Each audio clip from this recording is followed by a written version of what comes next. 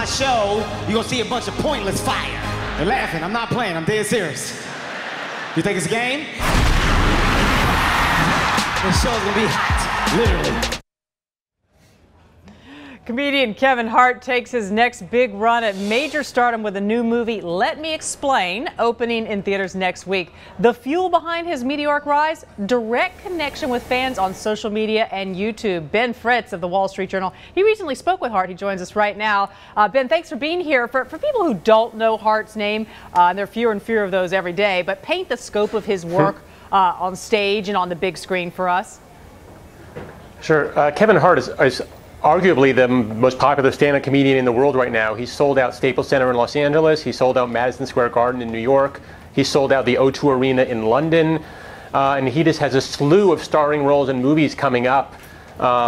He's starring in movies with Will Ferrell and Josh Gad and Robert De Niro, and a remake of a David Mamet play. And he's got his own stand-up concerts that's being released in theaters next week. And it's very rare for a comedian to have a stand-up show released in theaters.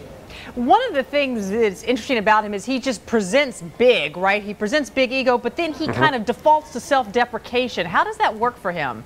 Yes. Well, yeah, it's very interesting kind of interplay, which actually fits his personality, I found from meeting him. On the one hand, he loves to be a showman. As you just saw, he comes out with fire around him, and then he immediately makes fun of himself. So he's very rich and powerful, but he's also only 5'4". And, you know, he's got lots of attention from women. He's a good-looking, young, popular guy, but he's going through a messy divorce, and he talks about all that. So he'll at once tell a story about being in the VIP section of a club, and then make fun of himself for being so short that his private security guard had to lift him up over the velvet rope. So he dresses he his loves head to do on. that stuff. You know, comedy. Yes, exactly. Comedy's brutal, right? I mean, it's a brutal industry, Ben, and he was on the rise at one point in 2000, but then he kind of came back down to earth. But then social media and online fan cultivation, that kind of spurred his latest comeback, from what I understand.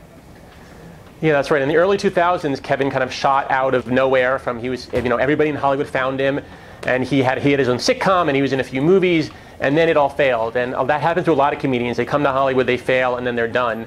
But Kevin really staged a comeback. Part of it was he had a really new creative take. His comedy got a lot more personal. And part of it was he just embraced social media at the right moment. He was inspired by Dane Cook, who was big on MySpace.